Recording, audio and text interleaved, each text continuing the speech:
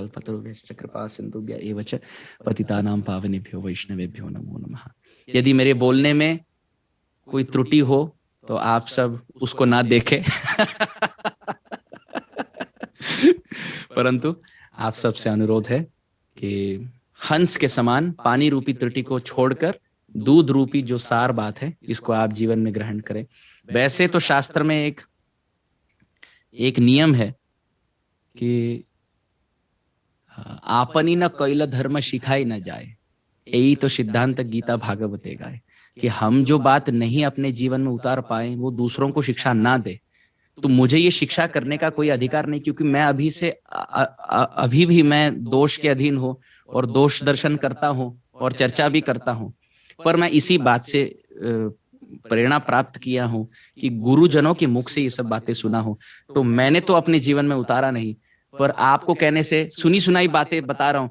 हो सकता है कि आप में से कोई एक दो भक्त इसको ले ले और आप अग्रसर हो जाएं, फिर आप आशीर्वाद दें ताकि मैं भी उस दोष से मुक्त हो जाऊं।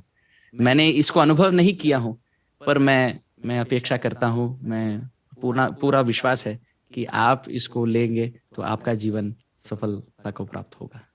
हरे कृष्ण। प्रभु जी, एक प्रश्न है।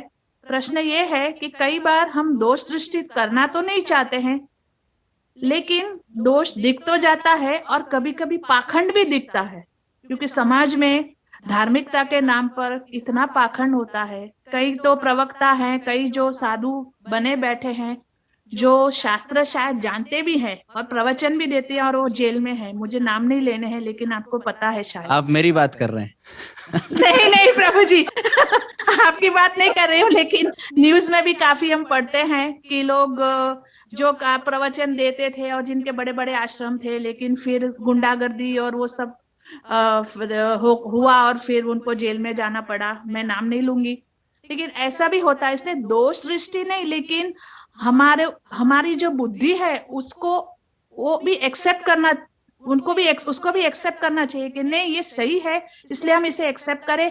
या इसमें दोष है तो हम उसके मुंह से निंदा ना करें, लेकिन उससे अवश्य ही दूर हो जाए।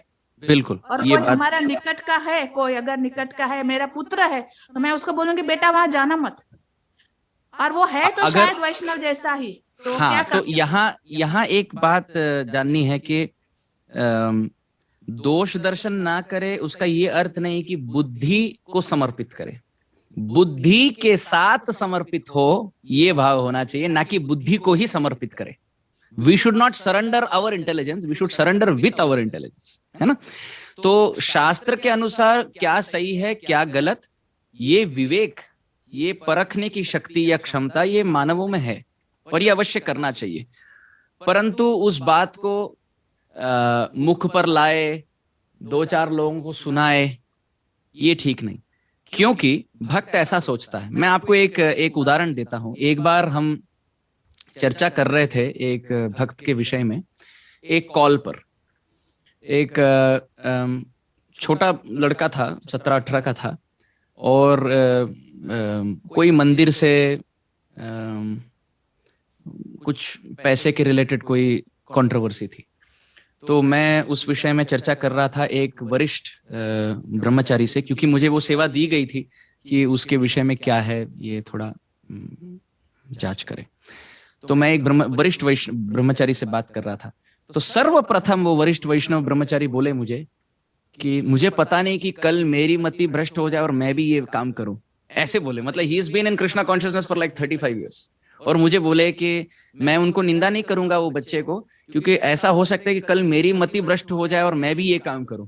कल क्या होगा पता नहीं, आज तक तो नहीं किया हूं, पर मरने से पहले पता नहीं क्या क्या मैं करूंगा, मुझे नहीं जानता। तो इसलिए मैं दोष तो नहीं करूंगा, पर 3 बार हरे कृष्ण महामंत्र बोलकर फिर शास्त्र अनुसार क्या बोलना चाहिए वैसे बोले। So I was very impressed कि we have to take decisions. हमें बुद्धि विवेक का प्रयोग करना है, पर बिना कोई मतलब के निंदा करना, अब कौन से बाबा क्या कर रहे हैं, और यदि हमारा पुत्र, हमारे कोई रिश्ते नाते वहां जा रहे हैं तो एक बार हम प्रेम से कह सकते हैं कि आई ट्रस्ट यू, मैं जानता हूं कि तुम जो डिसीजन लेते हो या लेती हो तुम बुद्धि के साथ लोगी या लोगे, तो मैं बस सतर्क करना चाहता हूं कि I think you may have heard about the controversy और whatever, and if the person has not heard then you can save that person from there, but let's say the person has heard है, फिर भी वो जाना चाहते हैं, तो हम क्या कर सकते हैं, वो बड़े हैं।